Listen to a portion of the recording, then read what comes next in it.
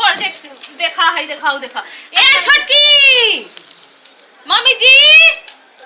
और बताए मुकन दिक्कत ना रहेला ना बढ़िया खूब नजर जाके रहलू है ना का करी हमें बबुआ नहीं ना आवे देवेला आ भैया छोटका रहलन का नहीं हमें बचवा कहला भाईवा उ तो छोटका कहता कि नहीं दीदी औरी रहू तू चल जीबी त नीक ना लागी हां दीदी छी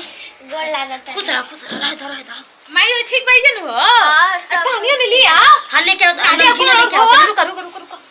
गोड़ है पानी लिया भूख लागल न कनिया ना खाने खा के चलनी है जा कुछ कहना रहलू है ना तो एकदम घर अगना सुन लागत रहल हटे लागत कोई है ये नहीं खे छुमु ये घर में करत रहेलू ऐसे तो मम्मी जी कहां गइल है